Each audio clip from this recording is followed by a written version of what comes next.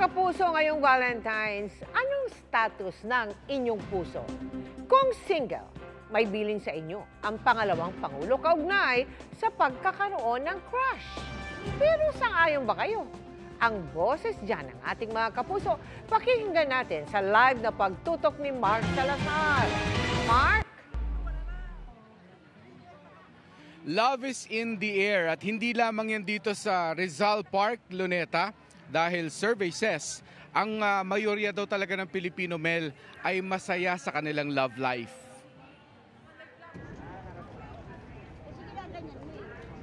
Valentine's Day sa Luneta at kahit saan tumingin naglipa na ang mga lovebirds. Gaya na lang ni na Lola Anita na 74 years old at Lolo Gregorio na 86 years old na nakasuot pa ng kanilang couple shirt. At sa dinami-rami ng magsing-irog dito, sila ang pinili ng National Parks Development Committee bilang Couple of the Day. Kiss mo daw ako. Parang inutos na, kiss mo naman ako.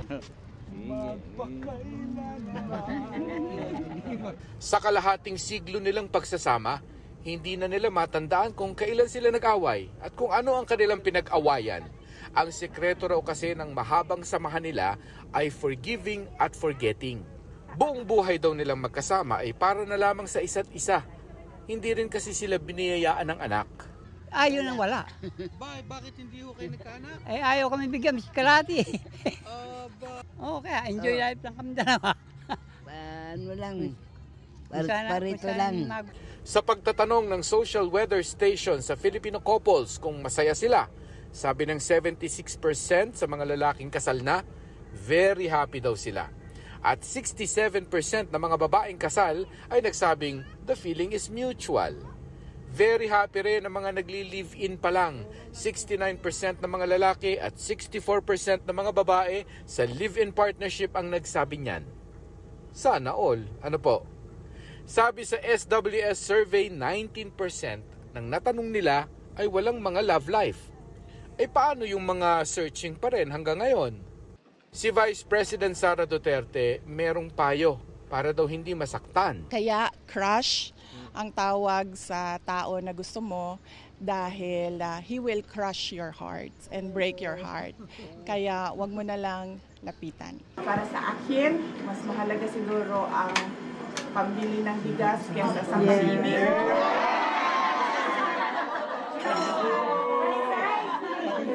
Kasi meron ka mang pag-ibig pero wala kang pambili ng bigas. Akin na lang yan.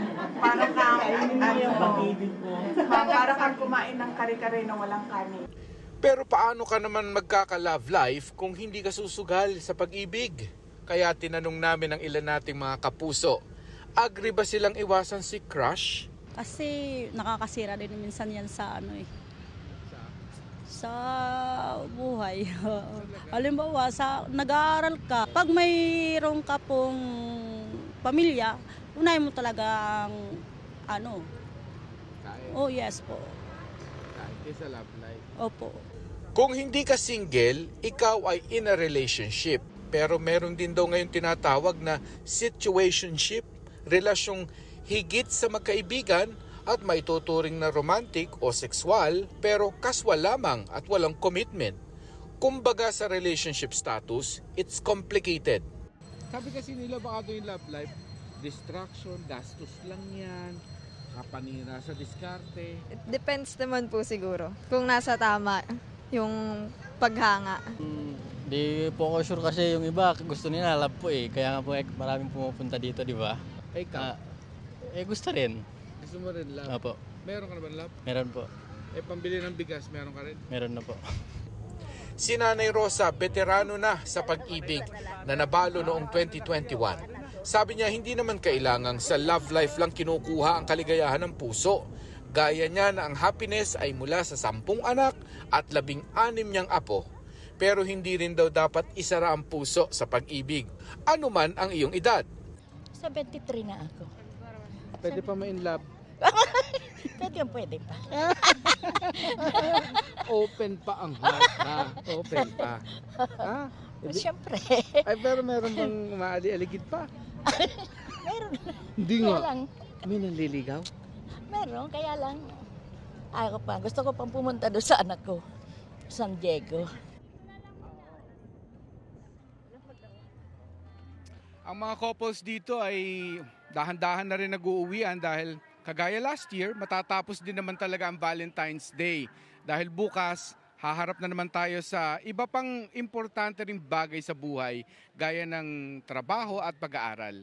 Live mula dito sa Luneta sa Maynila para sa GMA Integrated News, Mark Salazar, nakatutok 24 oras. Ay, naku Mark, sana all. Maraming salamat sa iyo, Mark Salazar.